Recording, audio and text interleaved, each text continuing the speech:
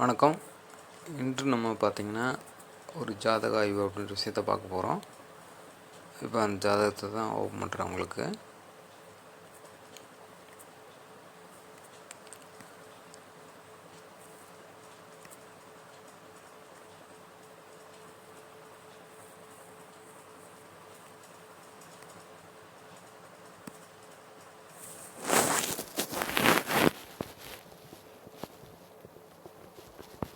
Okay, ஜாதக அமைப்புன்றது open ஆகிடுச்சு.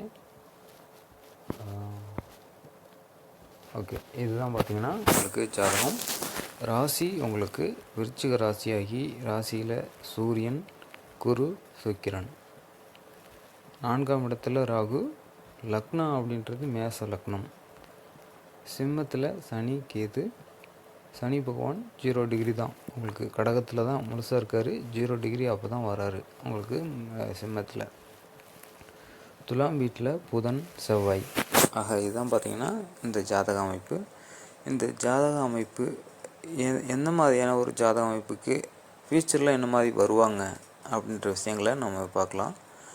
இது பாருங்கள், உங்களுக்கு சூரிய பகவான் ஒரு அமாவாசையாக இருந்தாலும் குரு சுக்கிரனோட இணைவு அப்படின்றது ஒரு அருமையான, சூரியன் செபத்துவமாகி அருமையாக இருக்குது.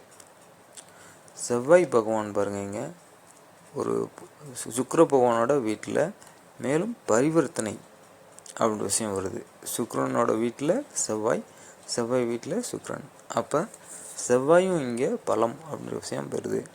ஆக இந்த உங்களுக்கு துலாமும் விருச்சிகமும் நல்ல பலம் அப்படின்ற விஷயம் இருக்குது. ஏன்னா பரிவர்த்தனை யோகம் அப்படின்ற விஷயத்தில் உங்களுக்கு வருது. அப்போ இந்த மெயினாக மெடிக்கல் ஃபீல்டு அப்படின்ற விஷயம், மெடிக்கல் அப்படின்னு சம்மந்தப்பட்ட விஷயத்தில் போகிறதுக்கு பாசிபிலிட்டி அப்படின்றதுக்கு அந்த செவ்வாய் பகவானும் சூரிய பகவானும் தான் உங்களுக்கு ஒரு வலிமை அப்படின்ற விஷயம் பெற்றிருக்கணும். கண்டிப்பாக இந்த 2 விஷயத்தில் லக்னத்துக்கு 7ல் செவ்வாய் அருமையான அமைப்பு. லக்னத்தை செவ்வாய் பார்க்குதுங்க.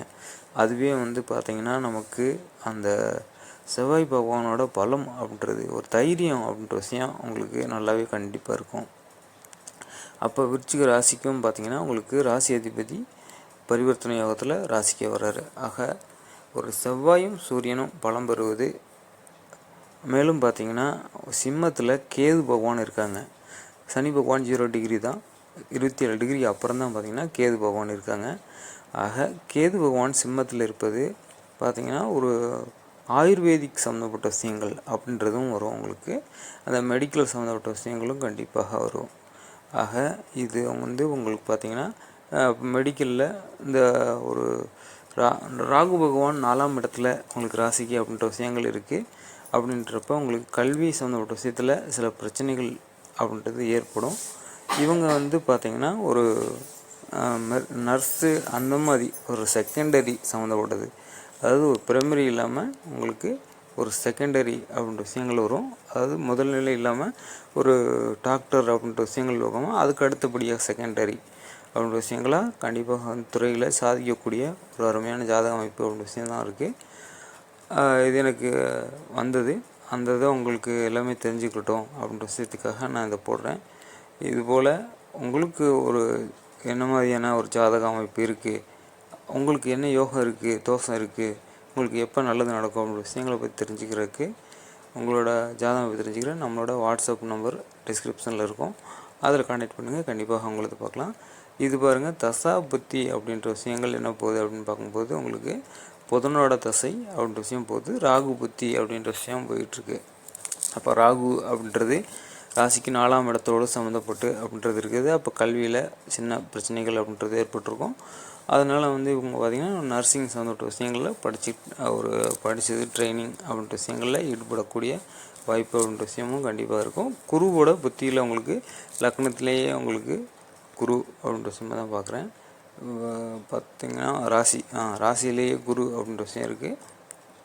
அடுத்து பார்த்திங்கன்னா உங்களுக்கு அடுத்து என்ன தசை அப்படின்னு பார்க்கும்போது உங்களுக்கு கேது பகவானோட தசை. கேது பகவான் உங்களுக்கு 10ஆம் இடத்தோடு சம்மந்தப்படுறார் ராசிக்கு. அப்படின்றப்ப கண்டிப்பாக தொழில் அப்படின்ற விஷயத்தில் அந்த வேலை அமைப்பில் உங்களுக்கு நல்லாவே கண்டிப்பாக இருக்கும். இதுபோல் பல தகவல் தெரிஞ்சுக்கிற நம்ம சேனலை சப்ஸ்கிரைப் பண்ணி வச்சுங்க. நன்றி, வணக்கம்.